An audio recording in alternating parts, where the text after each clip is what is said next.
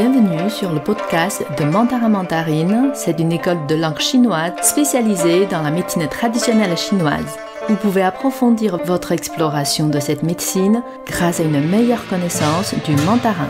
Venez goûter aux fruits de 5000 ans de culture grâce à des leçons pleines de vitamines.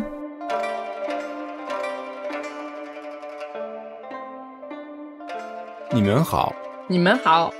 Bienvenue pour ce nouveau podcast de Mandarin Mandarine. Aujourd'hui, on va approfondir un petit peu un caractère en particulier, puis on va voir un petit peu comment former des mots. Oui. En général, en chinois. On va partir du caractère zhong qu'on a vu précédemment. Donc le zhong qui veut dire milieu, centre. Si on veut parler des mots, parce que c'est vraiment un principe hyper important en chinois, c'est-à-dire que le chinois fonctionne par caractères. Vous savez déjà, les caractères individuels, c'est un peu comme les lettres, on peut dire. Oui, alors la différence quand même que on peut vraiment avoir un caractère en chinois qui veut dire quelque chose, qui est un mot wo par exemple, ou voilà, ce genre de choses. Ça marche, ou même zhong tout seul, hein, c'est le milieu. Ouais, ça marche aussi, ouais.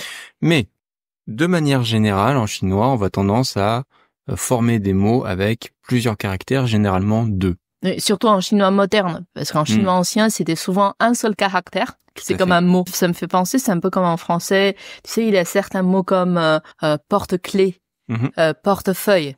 Ce genre de choses, c'est deux mots indépendants, mais en même temps, on les met ensemble. Ça signifie une nouvelle chose. Ouais, c'est exactement ce principe-là. Hein, porte-clés, effectivement, porte-avions, voilà, donc on parle de mots valises, des mots voilà composés en fait. Hein. Oui, des mots composés. Et c'est exactement comme ça qu'on fonctionne en chinois, c'est-à-dire qu'on va prendre deux caractères, les accoler ensemble, donc la prononciation ne change pas vraiment, hein, c'est vraiment les deux caractères côte à côte. Si vous écrivez et vous voyez une phrase en chinois, vous verrez pas que les mots sont collés, on a toujours le même espace entre chaque caractère dans une phrase, donc ça va pas forcément vous sauter aux yeux, mais quand vous aurez l'habitude de connaître des mots en chinois, vous verrez tout de suite en fait comment se structure la phrase avec des mots qui sont formés en général de deux caractères. Donc en chinois moderne, je pense qu'il y a plus que la moitié des mots c'est formé par au moins deux caractères. Ouais.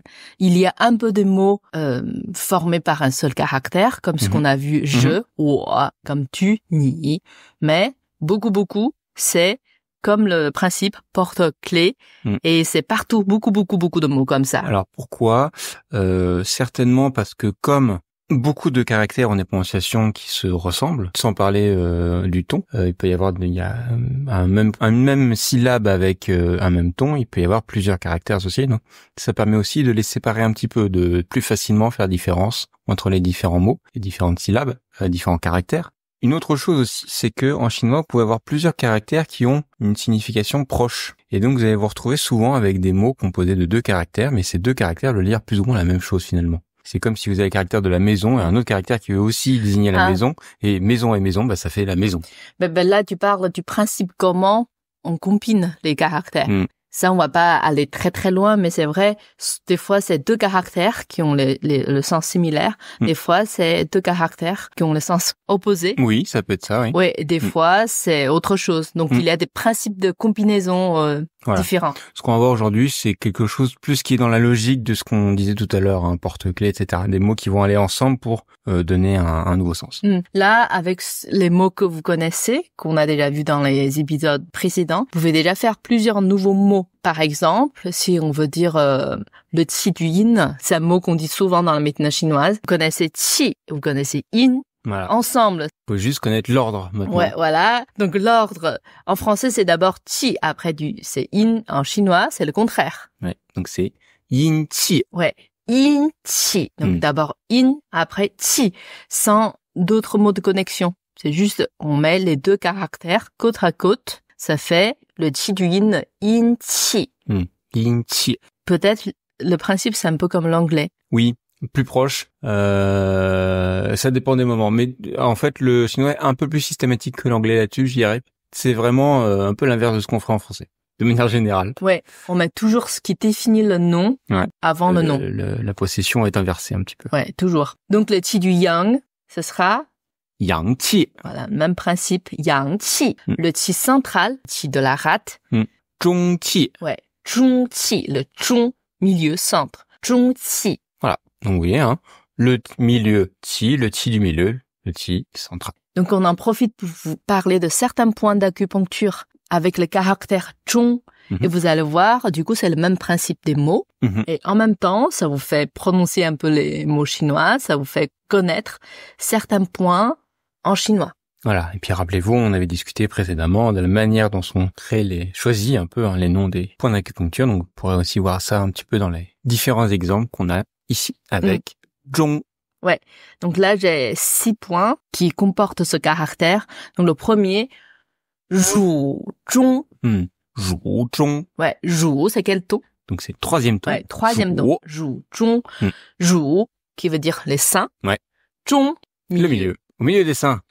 Donc, je crois qu'on avait donné cet exemple. Ce point, du coup, montre directement la position du point. Et c'est un point du méridien de l'estomac, 17E. Donc, 17 estomac. Oui. Deuxième point, shan, zhong. Shan, zhong. Ouais, shan, quel ton? Shan. Donc, premier ton. Ouais. On est sur 2 caractères de premier ton. Donc, shan, zhong. Ouais, shan, c'est la poitrine. Zhong, encore en milieu. Donc, au milieu de la poitrine. Ouais. C'est pas tout à fait les seins. C'est plus bas? Non. C'est plus haut? plus large. C'est plus large. D'accord. Parce qu'en chinois, quand on dit joue, c'est vraiment que les seins. Et que poitrine, comme en français, hein, ça peut être les seins, mais ça peut être toute la zone. Donc, shan, zhong, c'est le vaisseau conception. On utilise aussi les 2 premières lettres du méridien en chinois. Donc, zhen, ma, rm, 17 rm ou 17 vc. Ensuite, 3e point, qi, zhong. Qi, zhong. Ouais. Qi, c'est quel donc, ton? 3e ton, à nouveau. Ton, ouais. Qi, zhong. Qi, c'est la colonne vertébrale. Zhong encore milieu. D'ailleurs, si vous regardez le caractère qi, moi je trouve qu'on voit bien la colonne vertébrale. C'est vrai. Donc là, encore c'est très clair, c'est le milieu de la colonne vertébrale. Donc c'est le point 6, vaisseau gouverneur. On dit aussi 6DM, donc dumai. Donc les 2 premières lettres du nom en chinois. Ça montre encore la position du point. Bah, après, avec un caractère comme zhong, je pense qu'on va être pas mal sur des positions du point. Ouais, c'est vrai. Ensuite, c'est zhen zhong. Zhen zhong. Ouais, zhen. Zhen, qu'on n'a pas encore vu, ce caractère, bientôt, mais ouais. Qui signifie une personne. Une personne. Et zhong, le milieu d'une personne. Pour toi, c'est où? C'est le nombril? Le nombril. Eh non. C'est vrai, c'est pas tout à fait le milieu de la personne, mais je sais pas pourquoi on l'appelle comme ça. C'est juste sous le nez. Juste, le point juste sous le nez. D'accord. Donc c'est plus le milieu du visage. Ouais. C'est vrai. Donc c'est le point 26 DM, vaisseau gouverneur. Et c'est un point, je sais pas si en France on dit ça, mais en Chine, même les gens qui connaissent pas du tout la médecine chinoise savent si quelqu'un est tombé dans une pomme dans la rue comme ça, tout de suite on appuie fort ce point-là. Ça peut ramener les personnes en conscience des fois. Ah ouais. Donc c'est un point, on l'appelle un point en cas d'urgence. Tout le monde dit ça. Heureusement, j'ai pas eu l'occasion de tester, mais pour en savoir. Ouais. Donc on appuie fort sur ce point. Zhen zhong. Ouais, zhen zhong. Ensuite, zhong liao. Zhong liao. Ouais. Bon là, n'essayez pas d'apprendre ce caractère. Non, ça a l'air compliqué. Il est compliqué. Ouais. Liao, ça veut dire creux, trou. Ouais. Pourquoi trou et creux milieu? En fait, ça fait partie des points, s'appelle huit trous sacrés. En français, on traduit comme ça. Ah oui. Au bas du dos. Ouais, c'est ça. Ouais. Je vois aussi. C'est en bas du dos. Il y a 8 points. Oui, creux, oui. 4 à gauche, 4 à droite. Et sur les 4 creux, du coup, on utilise le 2e caractère, liao, pour dire creux. Mais puisqu'il en a 4, on dit creux en haut, creux secondaire, creux au milieu et creux en bas. D'accord, donc on est sur la 3e paire. Ouais, on est sur le 3e paire. Zhong liao, c'est avant-dernier. Ouais. C'est le point 33 V sur le méridien de la vessie. Dernier point, zhong ting. Zhong ting. Ouais, zhong ting. Ting, 2e ton. Ouais, ting, 2e ton. Comme tout à l'heure, liao, c'est aussi le 2e ton. Ting, c'est la cour devant l'entrée d'un palais. Attention, j'ai bien traduit, parce que vous vous rappelez, quand on parlait de la dénomination des points, on disait, souvent on utilise le nom des habitats, mais attention, il y a différentes parties des habitats, si c'est les toilettes, si c'est la cour, ou si c'est la pièce principale, si c'est la pièce d'à côté. C'est important pour montrer quelle est la fonction ou la position de ce point. Là, on dit c'est la cour devant l'entrée d'un palais, c'est relativement important. C'est la classe. C'est la classe, on peut dire ça.